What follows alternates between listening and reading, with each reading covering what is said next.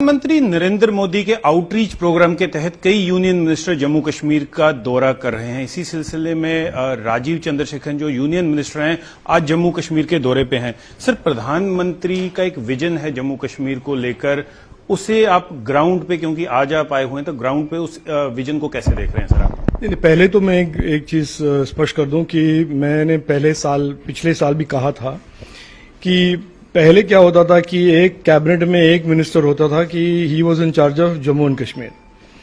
आज के दिन में प्रधानमंत्री मोदी जी के नेतृत्व में 75 मंत्री हैं जो हर दिन जम्मू एंड कश्मीर के तरक्की के बारे में सोचते हैं। तो ये जो हमारा एक रेगुलर एक प्रोसीजर है, प्रोसेस है कि हम आए, डेवलपमेंट के जो इम्पैक्ट हैं देखें, डेवलपमेंट के बारे में फीडबैक लोगों से ले, डिस्ट्रिक्ट कमिश्नर और डिस्ट्रिक्ट एडमिनिस्ट्रेशन के लोगों से हम फीडबैक लें और उस फीडबैक को हम सरकार तक पहुंचाएं ताकि एक फीडबैक लूप हमेशा रहे between citizen and the government that is delivering development.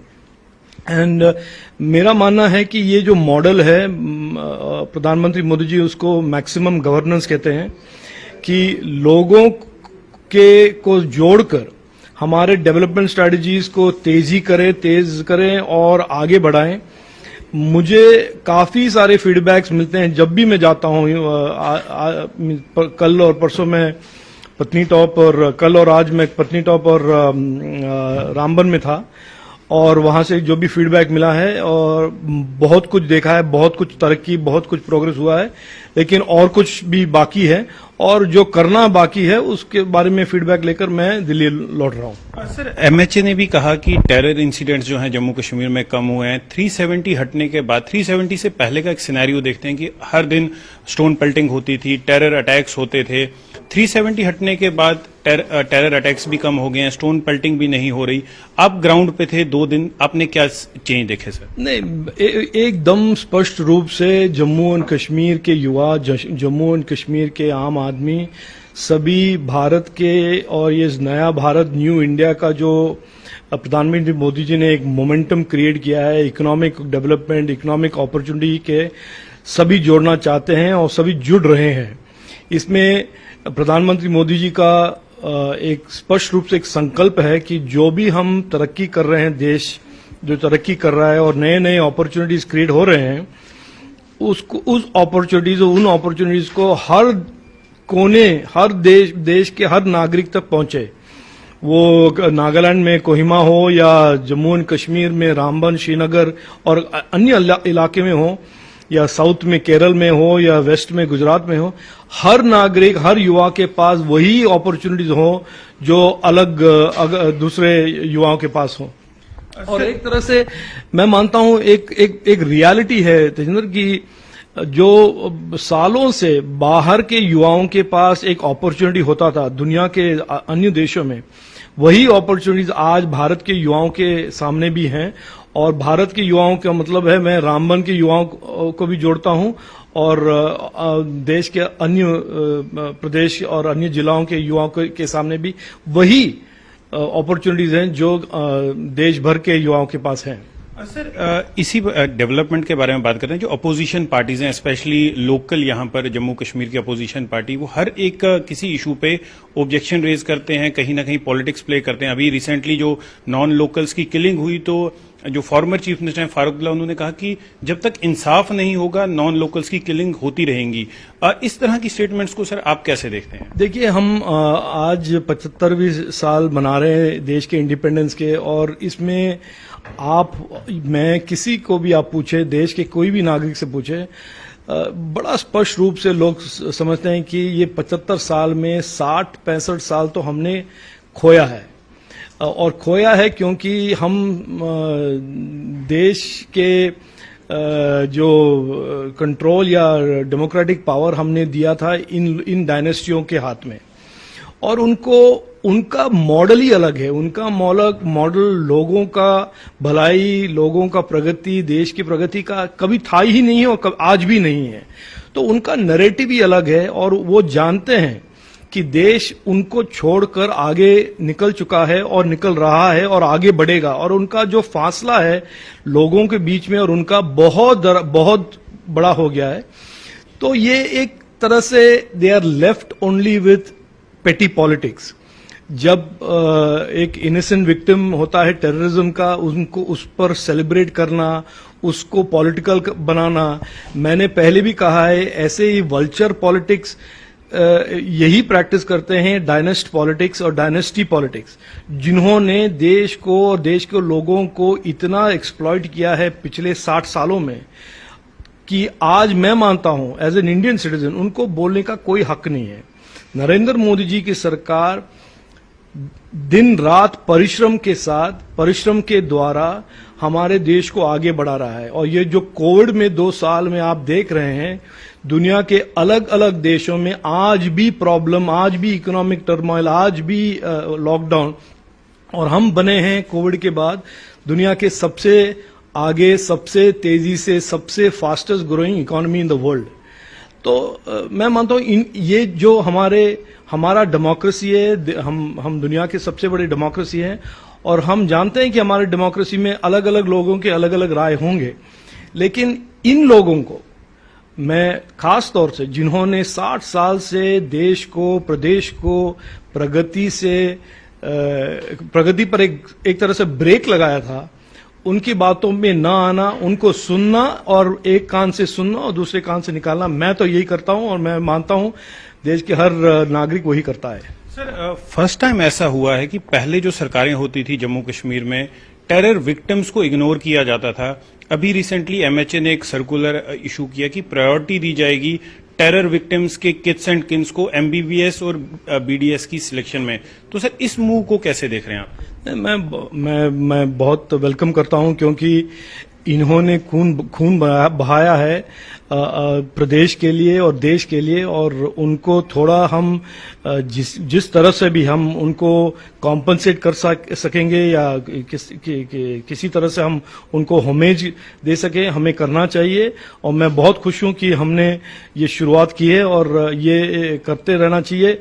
और मैं मानता हूं, लेकिन सबसे बड़ा जो एक तरह से हमारे लिए सबसे बड़ा एक अचीवमेंट ये होगा कि हम डेवलप्ड नेशन बने, जम्मू एंड कश्मीर में भी डेवलपमेंट हो और यहाँ के हर युवाओं के पास वही अपॉर्चुनिटीज हो जो सालों से और दशकों से भारत के अन्य युवाओं के सामने हैं। सर, आई नो आपके पास टाइम कम है, बट मैं लिबर्टी लूंगा 2-3 सवाल और पूछने के।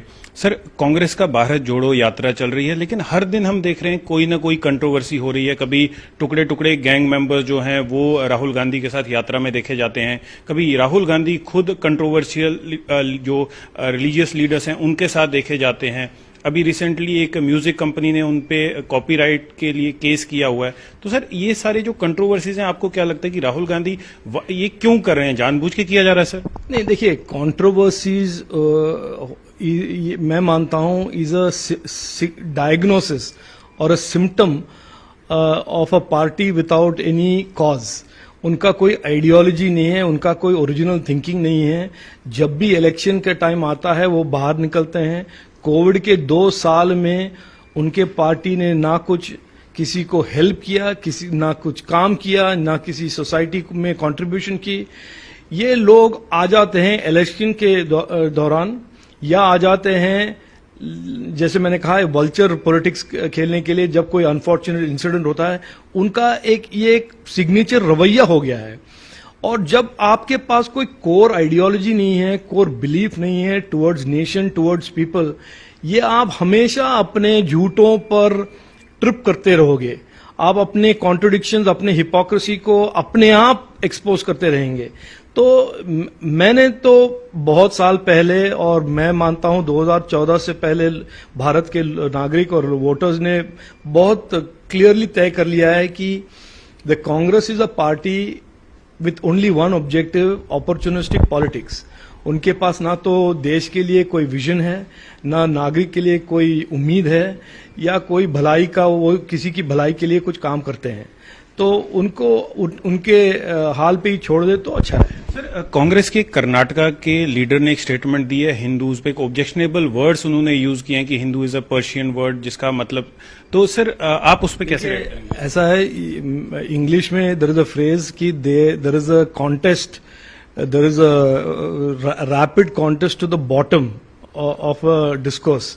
तो इन्होंने तो डिस्कोर्स को इस हालत तक लेकर जाना उनका एक ऑब्जेक्टिव बना दिया है कि हर रोज कोई ना कुछ रिडिकुलस, बिजार, एब्सर्ड कमेंट्री का ही एक तरह से सिग्नेचर थीम बन गया है कांग्रेस का। तो इसीलिए लोग उनसे जुड़ते नहीं हैं, इसीलिए लोग उनसे भागते हैं, पीड़ित हैं। और मैं मानता हूं यही एक अनफॉर्चुनेट है कि जो पार्टी सरदार वल्लभ भाई पटेल, जवाहरलाल नेहरू जैसे महान लीडर्स ने फाउंड किए थे, उसका ये हाल है कि एक डायनेस्ट जिन्होंने लाइफ में कभी काम नहीं किया है, एक भी नौकरी नहीं की, वो अपने एक मेज ऑफ कॉन्ट्रडिक्शंस और हिपोक्रेसी से अपनी एक तरह से ही is attracting the same type of political class to his crowd.